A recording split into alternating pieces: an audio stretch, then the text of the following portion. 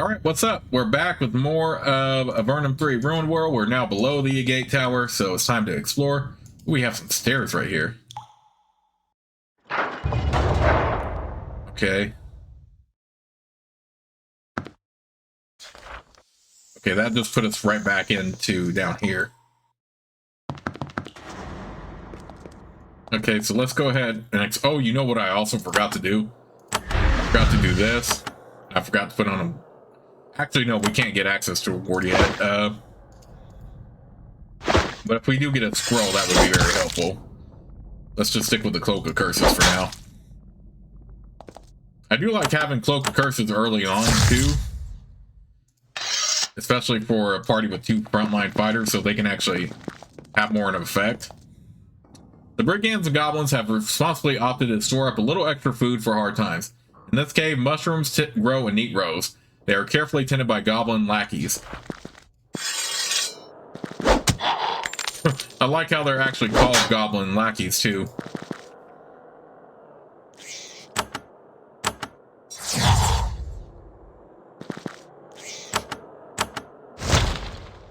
Nicely fattened rat. Well, definitely have some really creative names for some of the NPCs here. Nicely fattened rat.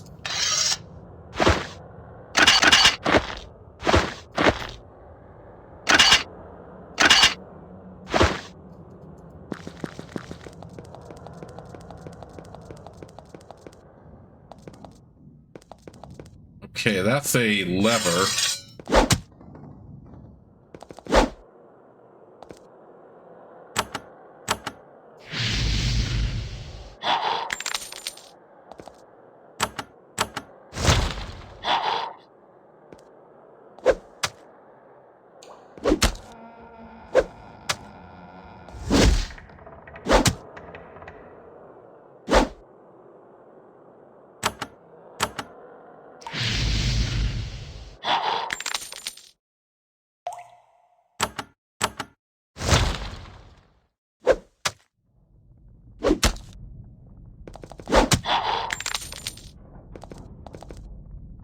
I think I did not want to.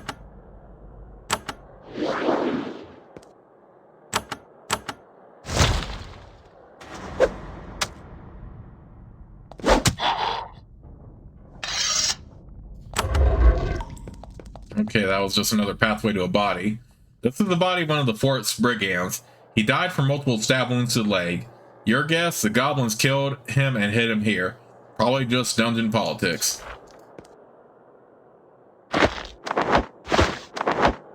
Actually, hang on to this scroll, yeah.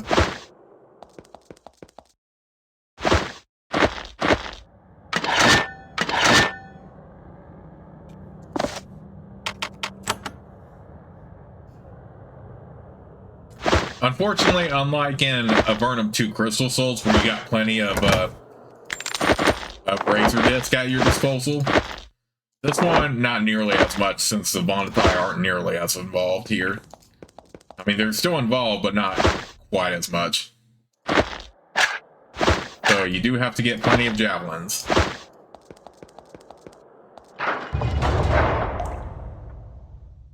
Okay, this was just... oh, we could have taken this pathway down, actually, without falling into a chute.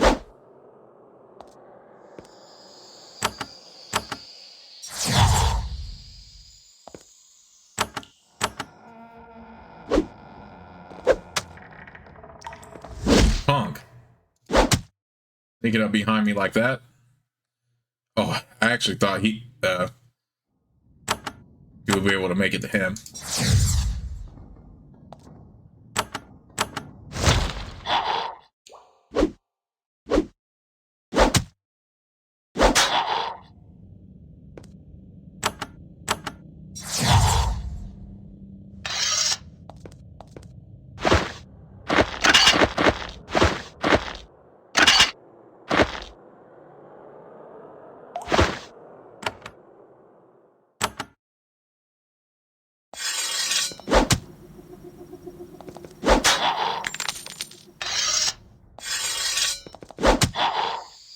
Got some goblin shamans. Got a goblin right here.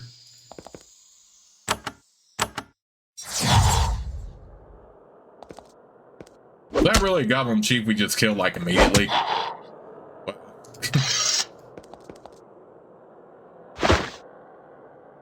Ooh, healing potions. We definitely need more of those.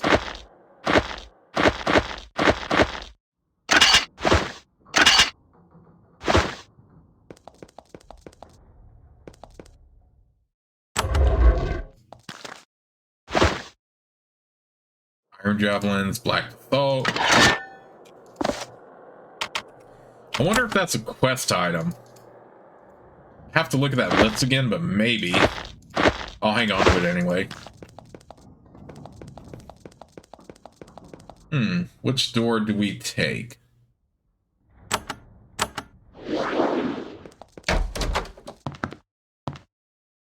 This altar is a sinister slab of black stone with 2 red candles burning on top. When you get close, you feel strange warmth and an odd downward pressure, as if it was trying to get you to kneel. Do you? Hell no. Those things are usually a nightmare to kneel to.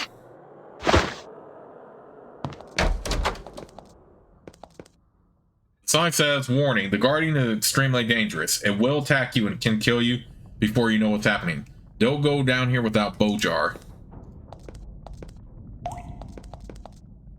The smell coming from the cave ahead is a combination of rotting flesh, old cheese, and garlic. There is a thin layer of clear, mucus-like substance on the floor. There are also several spines, dried and bent, each about a foot long, and bones. Lots and lots of bones. You are approaching something dangerous. Mega Spine Flinger. Alright, you know what, let's go ahead and take a chance. Try to fight him.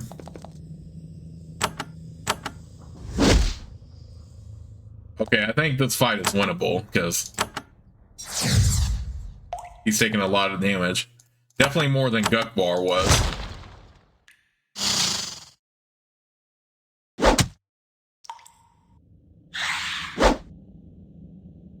But we still need to keep both of our fighters alive here.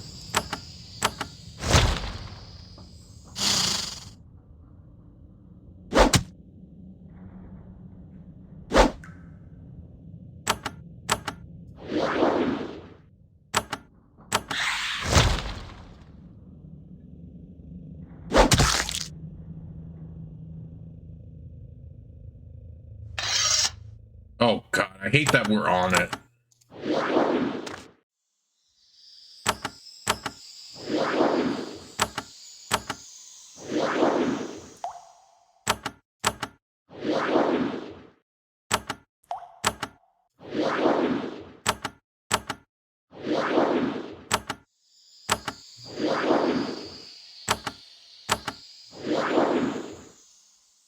And we took even more damage from that.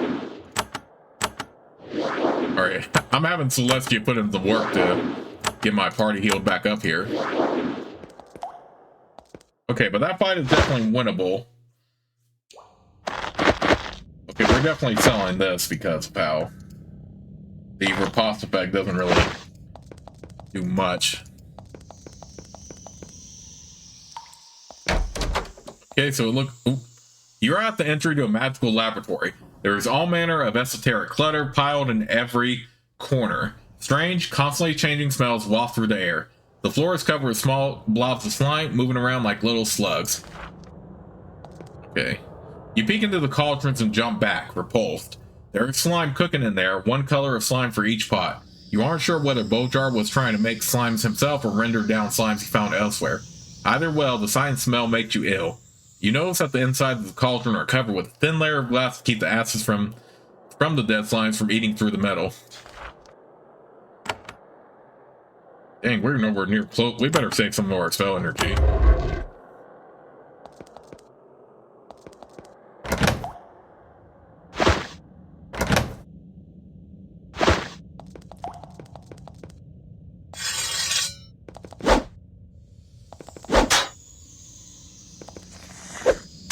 Because I know a big fight is coming up here.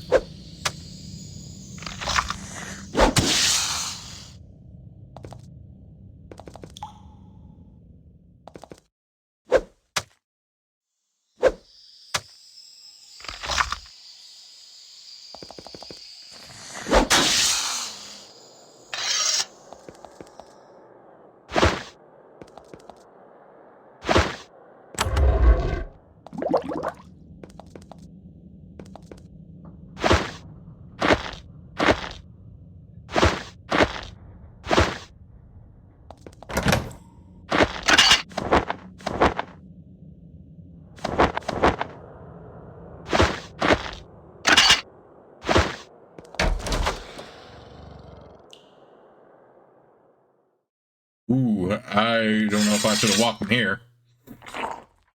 This large cave is dominated by one feature, a huge tower of green goo. It constantly bubbles, hisses, and emits puffs of dangerous-looking gas. Every surface of the cavern is covered with a thin layer of slime. There are piles of rotting vegetation in the corners. This must be what is fed to this monster to be converted into horrors, and you are lucky enough to see the process in action. As you watch, a tiny ochre slime crawls out of the green beast's upper spout. It slides around a bit and then absorbed back in by tentacles in the thing's face. The slimes must be created using these horrid constructs.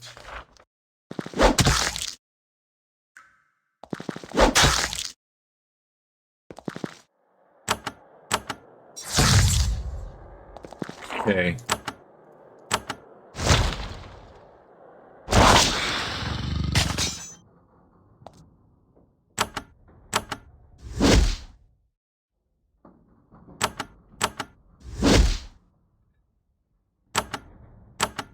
Let's go ahead and do that.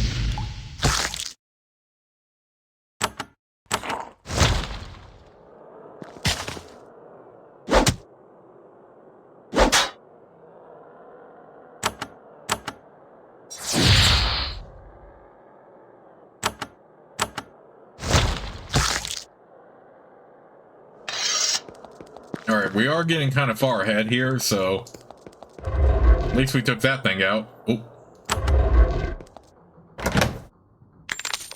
What the heck? What just opened? What? Oh, was it that? Because I walked in here? I do have a move mounts, but I don't have a dispel barrier.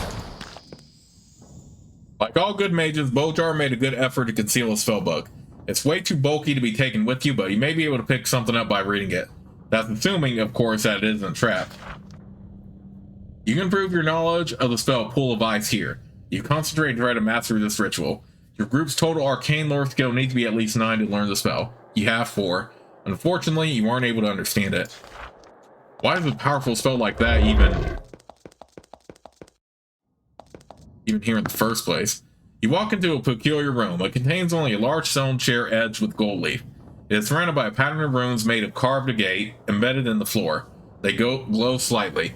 Suddenly, a secret door opens slightly in the south wall. A hooded figure pokes out his head and sees you. He mutters a command and pulls his head back. As you prepare to charge after him, the runes flash once. Okay, just slime, so let me conserve a little spell energy here. At least for Celestia.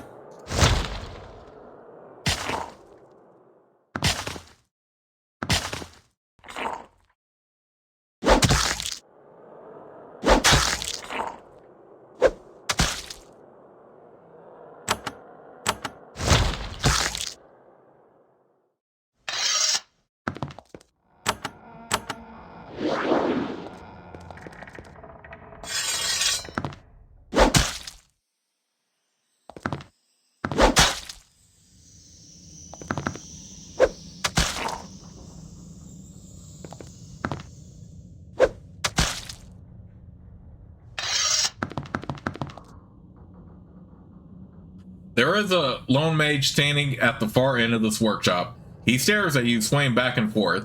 In the shadows of his hood, he looks like a middle-aged wizard, lost in thought. And then his hood falls back. What you're looking at is a man who is desperately unwell. His skin is sickly green and covered with deep cracks. As he turns to look at you, something starts to ooze out of the cracks. This is the clear result of magical experimentation gone horribly wrong. Who are you? The dwarf mage tilts his head to one side. When he opens his mouth, a long, hissing gurgle comes out. You are messed up. The mage speaks. It comes out as a long, hideous gurgle. Not messed up.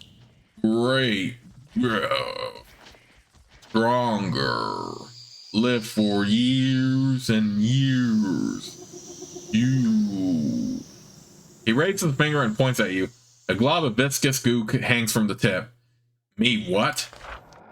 You intruder. Bojar. Slay. And then slime starts to pour out of the cracks in the skin. As it oozes out, his body doesn't seem to get any smaller. This is truly some freakish magic.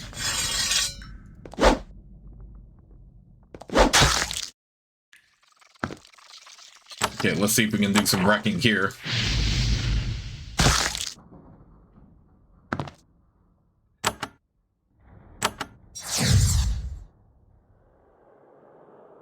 A misty goo sprays out of Bojar's hideous cracks. Everyone nearby feels slow and sluggish. Your skin burns.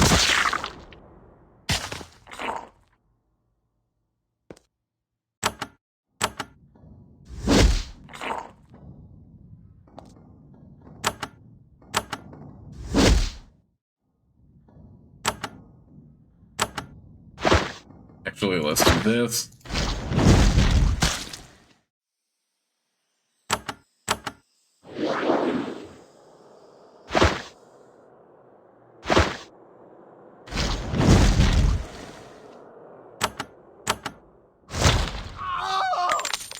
Your final blow tears open what is left of Bojar's skin. The last of his slime flows out. It dissolves most of him. For a minute, only his head remains, rasping, "No, you promised." And then the head rolls onto his side, super dead.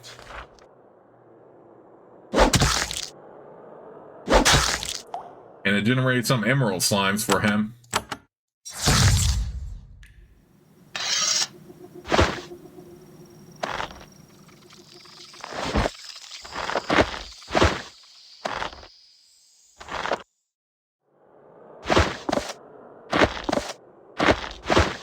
Value, so of course we're gonna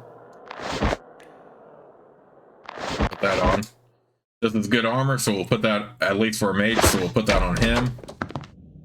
You finally reach Bojar's bedroom and library. A thin residue of slime covers everything. The bookshelves on the north wall are mostly bare, but there is a large book on a pedestal in the corner. It's open and the ink on the exposed pages looks fresh.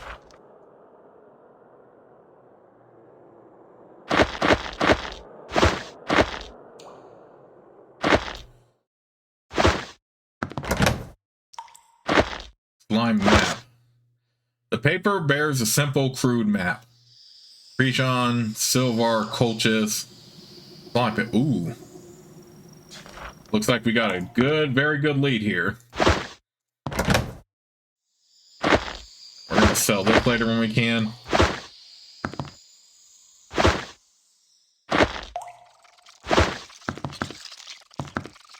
With growing excitement, you read through Bojar's notes. They give a detailed account of who he is, what he did, and how he was able to create and control slimes. Apparently, he was a traveling mage of no great importance, who, when traveling to Krishan, saw a large cave while camping in some mountains. He investigated and found that it was full of the slimes. Hiding himself with a sanctuary spell, he entered and found that the cavern was a huge factory for producing the slimes. They were born and grew up in enormous pools of green goo. He took a sample of this goo and took it with him. He says nothing else about the slime pit except that it was in some mountains not far east of the town of Colchis. You take note of this. And that the slimes there were controlled by a huge alien slime, whatever that is. He makes one mysterious reference to the creator, but gives no details. From there, Bojar came here, grew the slime sample into his own pool, and used it to create slimes for his own purposes. One small side note is that the pools are more vulnerable to heat. Then he described making potions from the slimes. The journal trails off very quickly after that. His notes make it clear that he was a courageous and brilliant man. It's a pity he was so evil. At least you now know where to go to find the source of the slimes.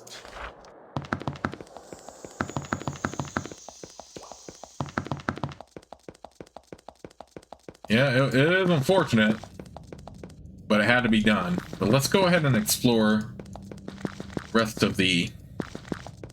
Ooh, looks like we can't even get to there, really? Oh, no. There's this part I didn't really explore.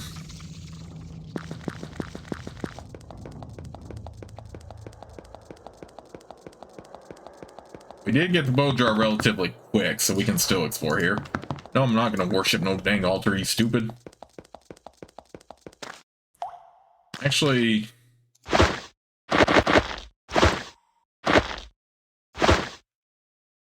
How do we even get to here, then?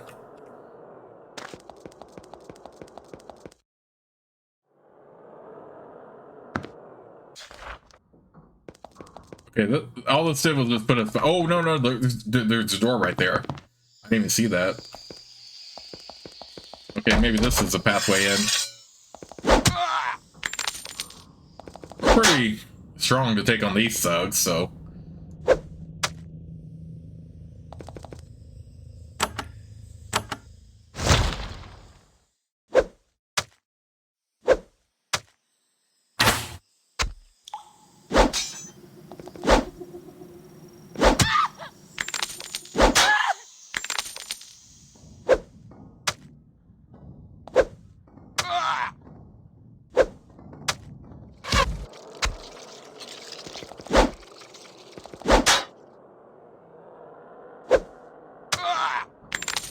Still trying to save a little bit of spell energy, so that's why I'm just throwing javelins right now. Hopefully I get some more, though.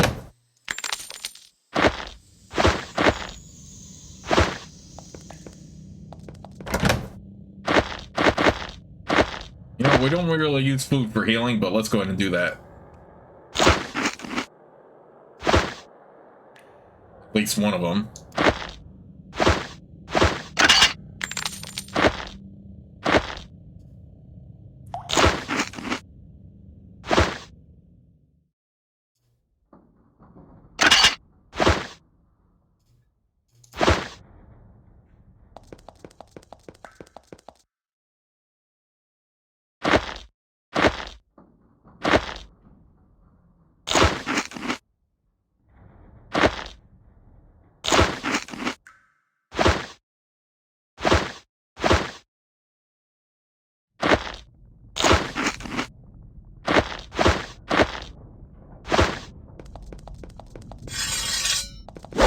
I'm just eating the food as it doesn't have any value.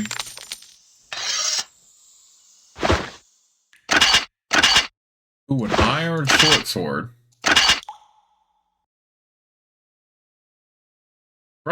Broadsword does a little bit more damage, even though the iron has more value. But it is a short sword, so. Actually, you know what we probably could do? Even though I know it's kind of early for her, but we could actually.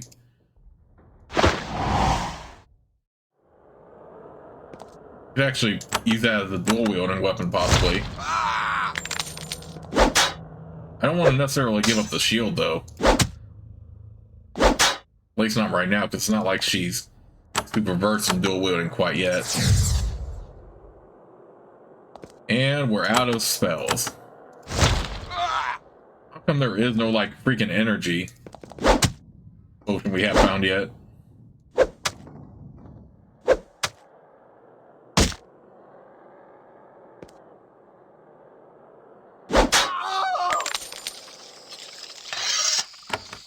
We could hold out until I level up here, though. It shouldn't be too much longer. Put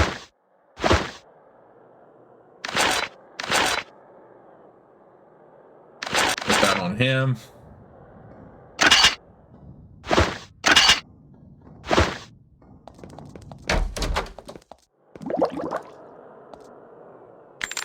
Enduring shield, a speed potion.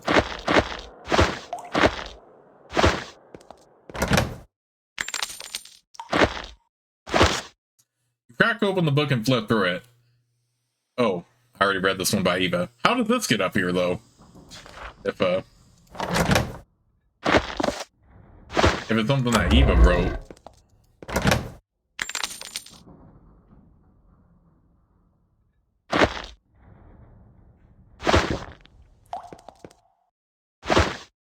Okay, that's just another slime map.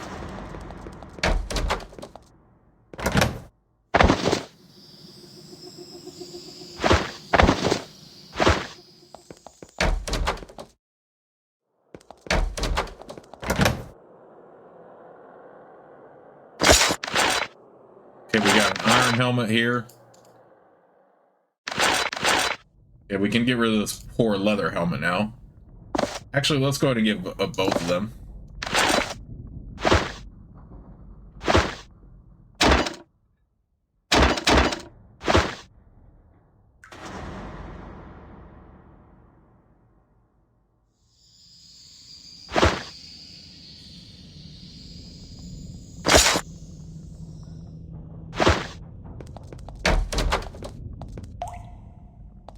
Reserve water supply. Mushrooms.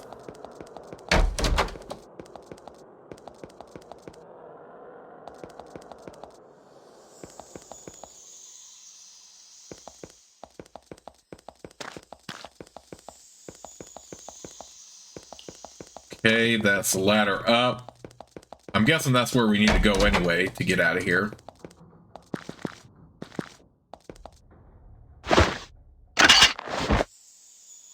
Full of salt, which we don't need.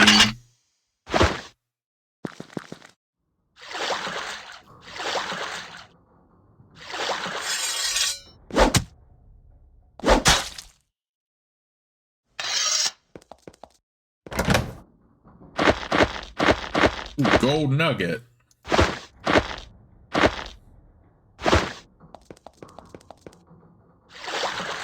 Oh, I see. I guess this was just another way to get to the slime creator thingamajig.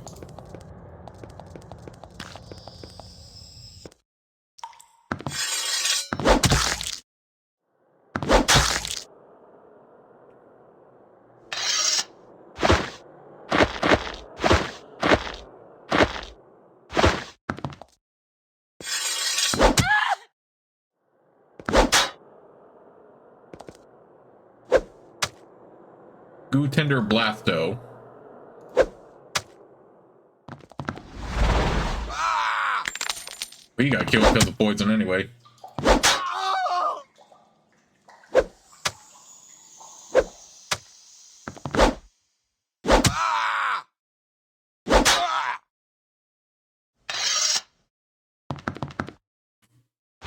Oh, okay. So, okay, this is very good for our mage here. Let's see if his Radiant Silk Vest is a little bit better. Still. Whatever. We'll put that on him. Sell the Radiant Silk Vest.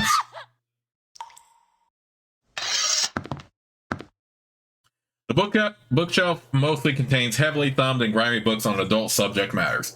There are also many scrolls with orders, all signed by someone named Bojar. All the orders involve roaming the nearby roads, looking for merchants to waylay.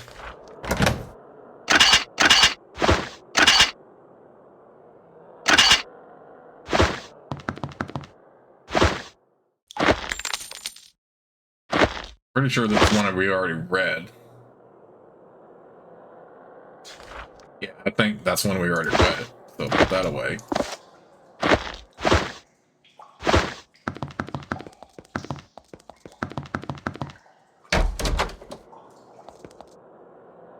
You step on the stone circle and realize in horror that a magical force is trying to hold you in place. With an effort, you manage to pull yourself off of it. Anything weaker, like a slime, would be firmly held in place. You pull the lever, you hear a series of soft clicks and a bell chiming. Something definitely happened. I think this is actually the one we needed to be able to get through the pressure floors without having to worry about falling or anything.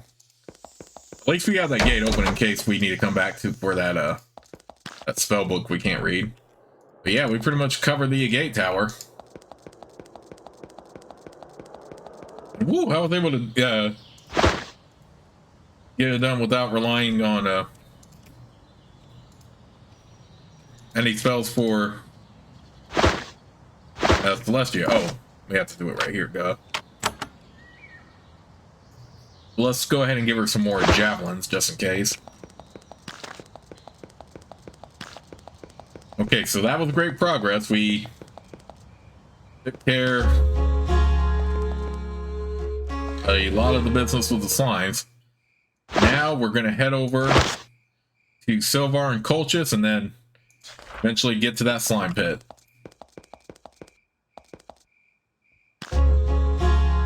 You enter the village of Silvar. Coincidentally, Silvar is the name of one of the largest cities in Avernum. Who knows? Perhaps the Silvar below was originally founded by a homesick person who lived here prior to banishment. Okay, I'm going to assume this is also going to be a town with a lot of shopkeepers. Stuff like that.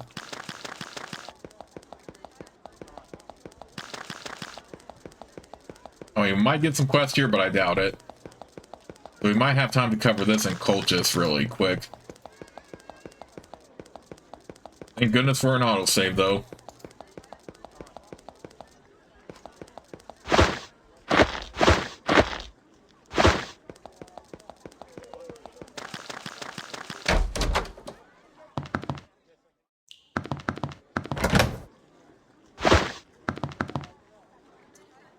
This man is fastidiously cleaning, counting, stacking, and restacking several large piles of coins on the top of the altar. The coins are all shapes and sizes and from all over.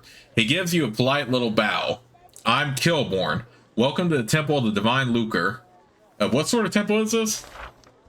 Information is power. Power cost. I will tell you our philosophy for but a few coins and the services we offer for only 20. Come on, can't you tell me a little bit of your doctrine? I repeat, our philosophy costs 5 gold and a list of services we offer costs 20. Alright, here's some money. Tell me about your philosophy. We believe that the making of money helps all of us. Ambition lifts the poor from the gutter, and profit is the surest path to a happy life. And in the endeavors of money making, we lead by example. How do you lead by example? It is only fitting that a priest of the faith of monetary gain will be the richest among his flock, is it not? Kilborn flashes you an unctuous smile. I'm so glad to have visitors to the Temple of the Divine Lucre. Tell me of the services you can provide. Well, we no longer offer healing, I'm afraid. Not cost effective, even with the slime attacks. I do, however, have several spells I can teach you very efficiently. I can also perform the rare ritual of added value. If you bring me quality materials, steel, crystal, and leather in a modest payment, I can magically turn them into superior goods. What spells do you teach? Kilborn's faith teaches that money is the root of all goodness and can, in the end, buy happiness. Priests of this religion gladly sell knowledge to anyone who comes by, for a price. Have slimes threatened your temple recently? Of course, the damage they have caused has been repaired only at great expense. The health of the shrine's coffers has been seriously drained. Please perform the ritual of added value. He looks over your supplies. I need 50 coins, a focusing crystal, and the finest steel or leather. Then I can transform them. Let me know what you would like. I don't have any ideas. Then I should be returning my plans. Anything else? I'll be moving on. Of course. Please return when you want to spend money. In a sacred way.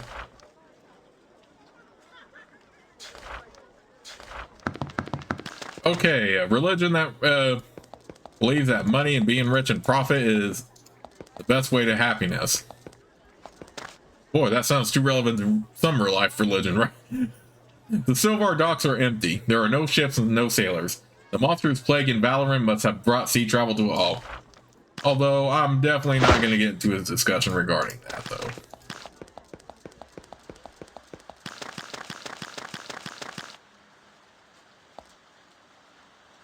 This priest is wandering the streets of the city. He wears rough, woolen clothes, which look like they've been worn through muddy swamps from one end of the continent to the other.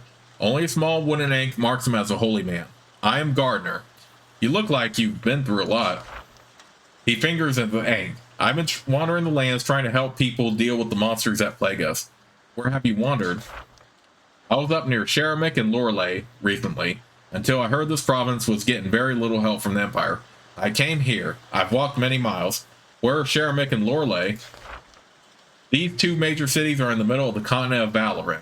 They have been attacked by wave upon wave of humanoids, giants and troglodytes. 'Tis a deadly area to visit. Gardener extends a calloused hand and puts it on your shoulder. It is good to be here and good that we talk. How else can I help you? What do you know of the monster plague? In my wanderings, I have heard that the slimes attacking Crejon are actually rather benign. Some cities have been attacked by giants, others by troglodytes. I have heard rumors of golems and bizarre furred beasts. Most unnerving of all, Shader has encountered a truly bizarre horror. What happened to Shader? Shader has been attacked by waves of gigantic cockroaches. He shudders. Filthy beasts. It's hard to believe, but I have seen them.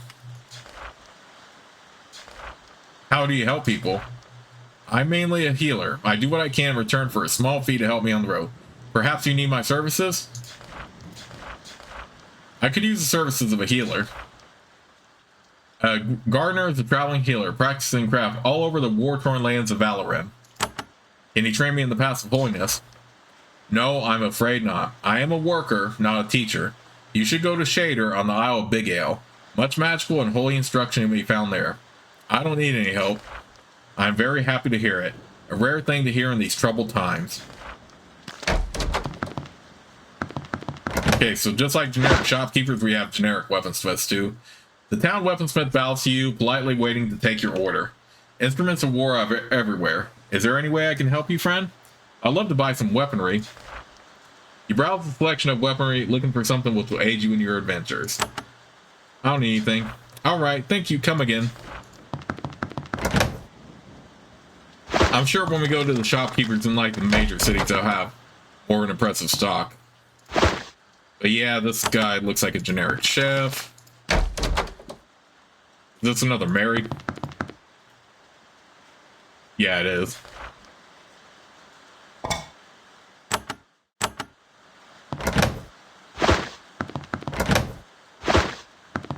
I guess one reason why Jeff included so many generic like shopkeepers and people and stuff like that, as opposed to named characters, is because as the longer you take with the monster plagues and stuff, you enter the house and see a woman and her child sitting down to a very meager meal.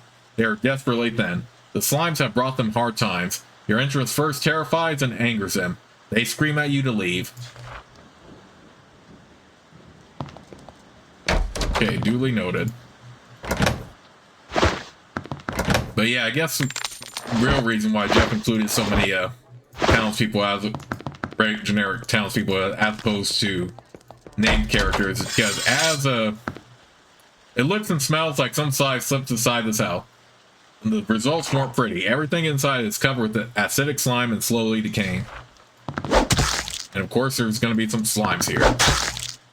But yeah, like I was saying, I think the real reason why Jeff included so many like generic shopkeepers, town people, and stuff like that, because since there is a time counter going by days in the game story and stuff like that, and the more cities are attacked by these monster plagues, that the towns will be. You see a human skeleton, perfectly clean of flesh. This must be the remains of this house's owner.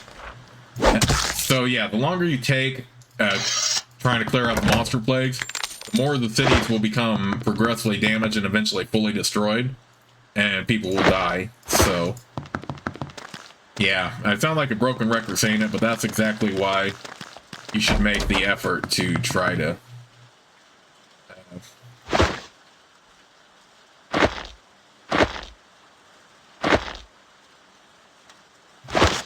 You crack open the book and flip through it. The lands of the Empire. The Empire, blessed power over us all, controls the four known continents.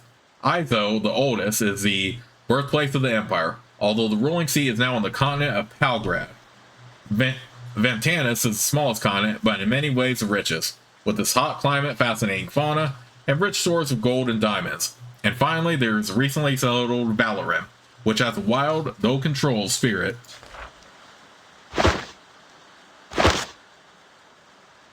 You crack open the book and flip through it. Secrets of Training. Many adventurers evolve their skill through years of hard work. The more cunning warriors also improve their skills using money. Some trainers can, in return for coin, improve certain skills. When you purchase a spell in a town, you can spend more money to make the spell more effective. Lastly, to improve the spell a third time, unlocking its fullest potential, you need to find the secrets in the hidden places of Valorim.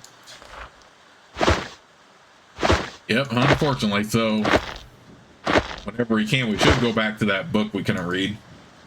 The innkeeper is a rotund woman with long, dark hair. He is reading a book when you approach the bar. You have to clear your throat to get her attention. I'm Kelda. Welcome to my inn. How fares this place? Not too well. Not much business. What with all the slimes? I'll give you a good room for only 3 coins and wine for 1. Best prices in the province. Have the slimes been a real bother? Ever since the slime started appearing, it's been nothing but constant attacks. Oh well, at least we didn't end up like Colchis. I'm afraid to ask, but what happened to Colchis? The poor village was only 20 miles to the east. I say was. They were hit by even more slime attacks than us.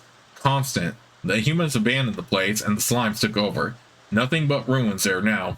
Why did cultists get more slime attacks? Not sure. Nobody knows why they got more attack than us.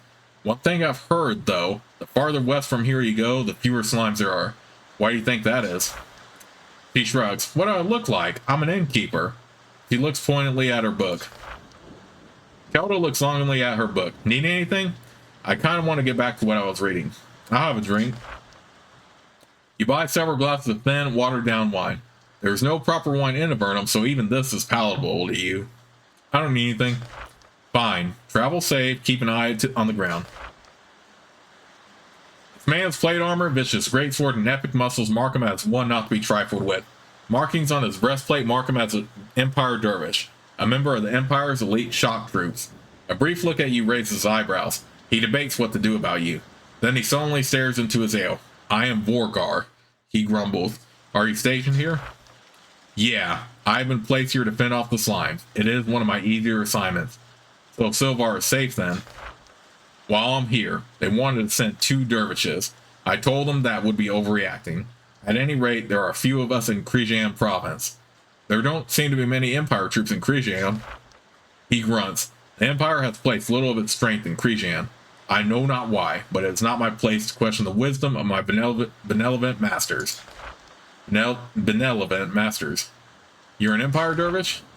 Yeah, one of the elite. Best of the best. But you better watch it around here. We don't like your kind. What was one of your harder assignments? He frowned. I served in Avernum. I was part of a unit that was ambushed by Avante and Worm Patrol. Worms were what the Empire troops called the Avernites. What happened to your unit? Only I and one other survived. The Avante even slew the wounded. I made an oath. What was your oath? When all this business with the slimes is done, I will go back down there, alone or with others, and all you worms will pay. Count. He clearly recognizes you as an Avernite. Considering the paleness of your skin, it's not too surprising. If you do say that worms is a pretty rude term, you will have another option, which will make them hostile and he'll attack you. It won't make the rest of the town hostile, and you can fight him, but he is a pretty tough fight. And although really I think it's best to not pick a fight with him, to be honest. Just because you are supposed to keep a low profile anyway. You reach a tight cluster of farmhouses surrounded by a tall, recently built stone fence. Behind it, several farmers watch you carefully. You approach the farmhouses and a group of the locals come out to meet you. They are polite and apologetic and tell you that if you don't leave, they'll have to try to kill you. They aren't trusting anyone at this point, let alone pale-skinned, weird, armed strangers. You leave.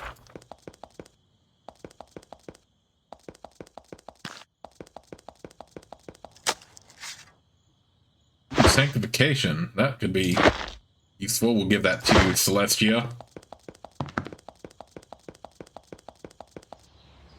This is an all too familiar sight. There was a large, successful collection of farms here, and the slimes got to them. Now it's wreckage and ruin. Not even the slimes found it worthwhile to stay here. Let me check. Actually, yeah, let me go ahead and save the game right here. In the next part, we will investigate cultists. So I'll see you all soon with the next part.